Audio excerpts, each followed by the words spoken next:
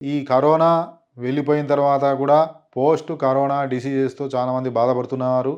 ఈ కరోనా టైంలో ఎవరైతే ఎక్కువ స్టెరాయిడ్స్ వాడినారో వారికి వచ్చేటువంటి వ్యాధుల్లో అతి ముఖ్యమైనది అవాస్కులర్ నెక్రోసిస్ అనే కేసులు. ఇవి మన దగ్గర కూడా పోస్ట్ కోవిడ్ ఆహ్, సి డిసీజెస్‌గా ఇవి ఎక్కువ రావటం జరుగుతుంది కాంప్లికేషన్‌గా.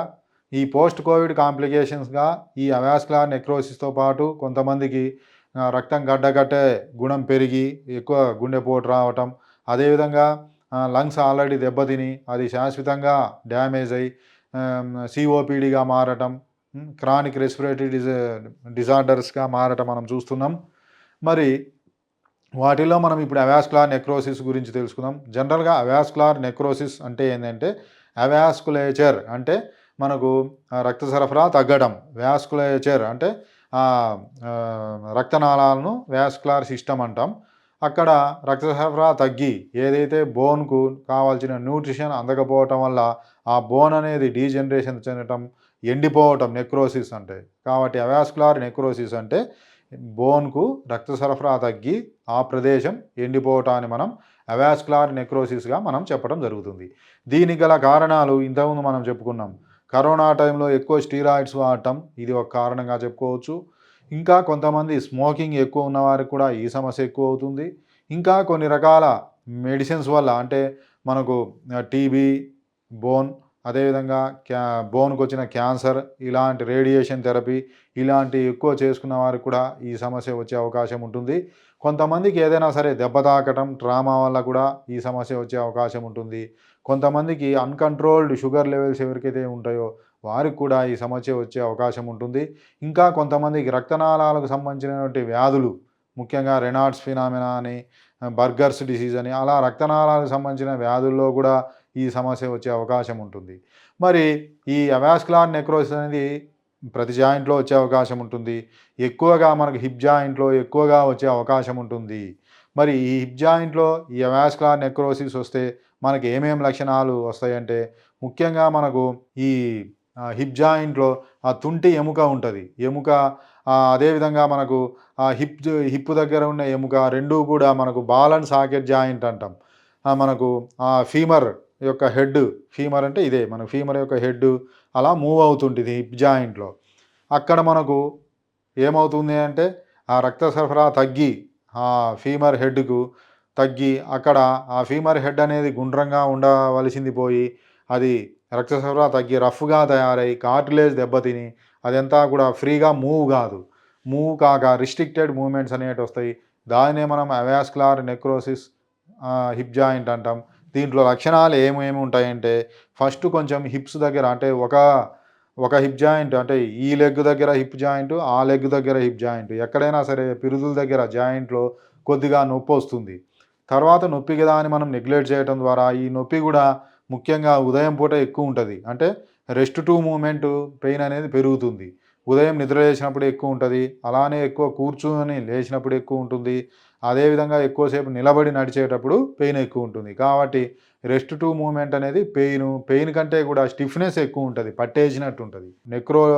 నెక్రోసిస్ కావటం ఇవన్నీ కూడా మనం గమనిస్తాం. ఇంకా మనకు డీటెయిల్‌గా కావాలి అంటే ఎంఆర్ఐ హిప్ జాయింట్ తీపిస్తే మనకి ఎంత భాగం నాశనమైంది ఇవన్నీ కూడా తెలుసుకోవటం జరుగుతుంది. ఇది మొట్టమొదటి దశల్లో ఫస్ట్, సెకండ్ స్టేజెస్‌లో మనకు కొద్దిగా నొప్పి ఉండటం, ఉదయం పూట నొప్పి ఉండి తర్వాత నడుస్తుంటే తగ్గటం ఇవన్నీ కూడా ఉంటాయి.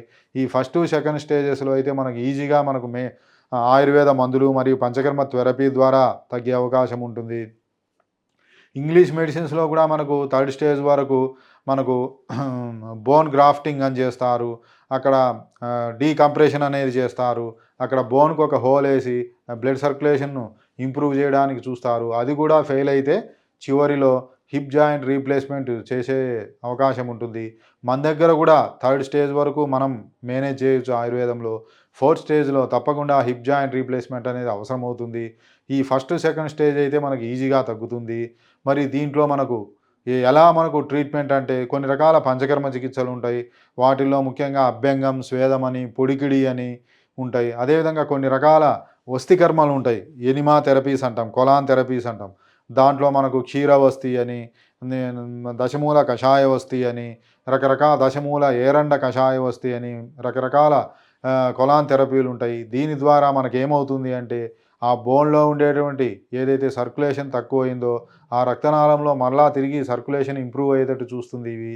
వీటితో పాటు ఇంకా మనకు ఆయుర్వేద మందుల్లో ఆ సర్క్యులేషన్ ఇంప్రూవ్ అయ్యి, ఆ బోన్ డీజనరేషన్ ఏదైతే ఉందో, అది మళ్ళా రీజనరేషన్ అయ్యే విధంగా కొంతవరకు మనకు కొన్ని మందులు పడతాయి. అవి మనకు అష్టవర్గ కషాయం గానీ, అదేవిధంగా ఇంకా మనకు సజరాది కషాయం, రాస్నా సప్తక కషాయం, షడ్ధరణం చూర్ణం, రాస్నాది గుగ్గులు, లాక్షాది గుగ్గులు ఇలాంటివి మనం డాక్టర్ల పర్యవేక్షణలో వాడితే మనకు ఈ అవాస్కులార్ నెక్రోసిస్ అనేది మొట్టమొదటి దశలో మనకు ఈజీగా తగ్గుతుంది. సర్జరీకి వెళ్ళటం, హిప్ జాయింట్ రీప్లేస్‌మెంట్‌కి వెళ్ళటం, దాన్ని మనం తగ్గించుకొని ఈజీగా మనం ఆయుర్వేద మెడిసిన్స్‌తో తగ్గించుకోవచ్చు. ఇవన్నీ గూడా ఈ పంచకర్మ ట్రీట్మెంట్స్ ముఖ్యంగా వాస్కులార్ నెక్రోసిస్‌కు స్పెషాలిటీ ట్రీట్మెంట్ అనేది మన మెడి9 ఆయుర్వేద హాస్పిటల్‌లో లభ్యమవుతుంది. కాబట్టి తప్పకుండా మనం ఈ సదుపాయాన్ని వినియోగించుకోవాలి. మెడి9 అంటేనే మెడిసిన్, ఎక్సర్సైజ్, డైట్, ఇమ్యూనిటీ ఈ 4 గురించి మనకు పేషెంట్‌కు ప్రొవైడ్ చేయటం జరుగుతుంది. దీని ద్వారా సంపూర్ణ ఆరోగ్యం పొందే అవకాశం ఉంటుంది. ఇంకా 9 అంటే 9 రకాల ఇంటిగ్రేటెడ్ మెడికల్ సిస్టమ్ ఐఎంఎస్ అంటాం. ఈ 9 రకాల చికిత్సా విధానాలు మన దగ్గర అందుబాటులో ఉన్నాయి.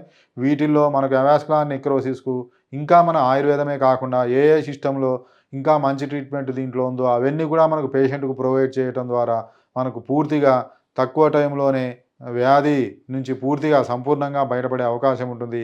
కాబట్టి ఎవరైనా ఈ సమస్యతో బాధపడుతుంటే ఒక్కసారి మెడి9 ఆయుర్వేద హాస్పిటల్‌ను సంప్రదించి త్వరగా సంపూర్ణ ఆరోగ్యం పొందాలని నేను ఆశిస్తున్నాను.